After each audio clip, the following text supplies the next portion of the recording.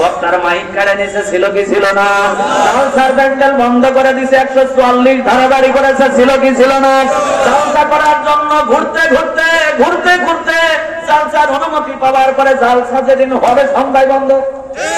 হাজার হাজার টাকা কমিটি লস করিয়েছে। এই যে কাজগুলি করেছে, ভালো কাজে বাধা দিয়েছে কি দেয় নাই? তাহলে সব মুনাফিকের একই চরিত্র, তারা ভালো কাজে বাধা প্রদান করবে। আর খারাপ কাজ কোনগুলি? গাজের গীত, যাত্রাপালা, গান বাজনা। ওই ইন্ডিয়া থেকে নায়ক নায়িকা নিয়ে এসে হাজার হাজার কোটি কোটি টাকা দেবে, এই জায়গায় কোনো বাধা নাই। আর হুজুর 20,000 নিলে এই জায়গায় বসবা, হুজুর 2 ঘন্টা বাস করে 20,000 নিবে কেন? মমতা এসে 1 লাখ টাকা নিলে ওর কোনো দোষ? আর হুজুর যদি টাকা নাই, হুজুরের টাকা দিয়ে মাদ্রাসা হবে, মসজিদ হবে, হুজুরের টাকা দিয়ে ভালো কাজ হবে, হুজুরের টাকা দিয়ে মদ খাওয়া হবে না, গান বাজনাও হবে না। কথা কোন ঠিক না বেঠিক? জোরে বলে ঠিক না বেঠিক? আর আপনি 2 ঘন্টার কথা কেমনে করেন? আমি সেদিন নীলফামারী গেছি গত 11 তারিখে, 16 ঘন্টা গাড়ির মধ্যে। কয় ঘন্টা? প্রায় 306 কিলো, 306 কিলো, প্রায় 612 কিলো, 612 কিলো রাস্তা, 16 ঘন্টা গাড়ির মধ্যে। তাহলে একটা মাহফিলের জন্য আমার কয় ঘন্টা ব্যয়? 16 ঘন্টা। আপনি 2 ঘন্টা কেমনে করেন? আর এই জার্নির যে কষ্ট, এটার টাকা তো দিতেই পারবে। 50,000 টাকা দিলে কষ্ট সহ্য করার নেই। এমনি যেখানে সফরের কারণে আল্লাহ নামাজ কমায় দিয়েছে, কথা ঠিক না বেঠিক? আপনারা বোঝেন, আল্লাহ চাই তো বেশি বোঝেন না। কারণ সফরে যদি কেউ কোনোদিন থাকে, তাহলে যদি নামাজ হয় 12 রাকাত, ওর পড়া লাগবে কয় রাকাত? এই কথা বল না কেন?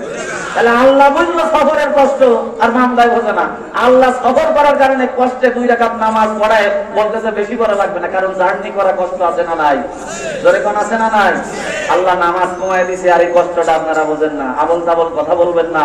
কারণ বক্তারা যদি আল্লাহর কসম করে বলতেছে আল্লাহর রহমত না থাকতো, প্রত্যেক দিন 2.5 ঘন্টা 3 ঘন্টা চেঁচানোর পরেও, রাত জাগার পরেও 3-4 ঘন্টা ঘুম নাই। আজকে অক্টোবর মাস থেকে শুরু হয়েছে, ঘুম নাই, রাতে 2-3 ঘন্টা ঘুম হয় না। তারপরও আল্লাহ কথা বলাচ্ছেন, এটা আল্লাহর রহমত ছাড়া সম্ভব না। কথা ঠিক না? মন্তব্য করার আগে হুঁশিয়ার হয়ে মন্তব্য করবেন। আমি আজকে আলোচনা করতে চাইছিলাম, হুজুর চেনায় যাইতে চাইছিলাম আসলে। তাহলে হুজুর কয় প্রকারের বলছি? কয় প্রকার মনে আছে নাকি? 1 নম্বর অরিজিনাল, 2 নম্বর সরকারি, 3 নম্বর সরকারি, 4 নম্বর সরকারি। একটু ওয়াজ মুখিত হয়ে গেল, মাশাআল্লাহ। জোরে কোন আল্লাহু আকবার। এইবার আমি আরো হুজুরের কিছু আলোচনা দিতে চাইছিলাম। হুজুর আলহামদুলিল্লাহ, কারণ আমার তারও কিছু কাজ আছে বাবু। কারণ কারো যদি বন্ধুর পিছনে টাকায় যদি কয় তুই নামাজে দাঁড়াইছিস, জানেন আমি সালাম কেটে গুলি করে দেবো, এখন নামাজ ঠিক মতো নবি আর তোরা হাতে আই বলি যাবি।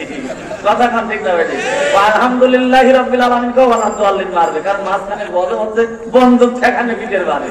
কথা কান ঠিক না বেটি? মানে কালেকশনের নল আমার পিঠে, এখন ওয়াজ এলোমেলো, আর হবে না বাবা। কথা কান ঠিক না বেটি? তবে কোরআনের আলোচনা শুনছিলাম, মজা লাগছিল কি লাগছিল না? তবে পুরাটা শুনলে আরো মজা লাগতো আমার বাদানটা। তবে এই সময় আমি একটু ফুল স্টপ দিচ্ছি। হুজুর চিনানোই লাগবে, কারণ হুজুর না চিনলে যাত্রার পিছনে কি আব্বা হুজুর বলা যাবে? তারে আব্বা হুজুর বললে কিন্তু বিপদ আছে না নাই?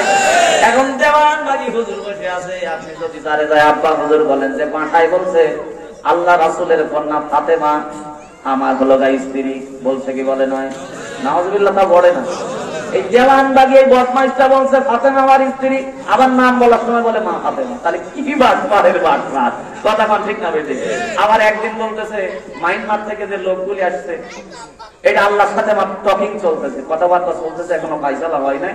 আল্লাহ কোনো ফায়সালা এখনো দেয় নাই। আচ্ছা, যার আল্লাহর সাথে কথা হয়, ও ব্যক্তি মরে যাওয়ার আগে খুব জানানোর উচিত ছিল না আমি সোমবারে মরে যাবো। কথা কয় না?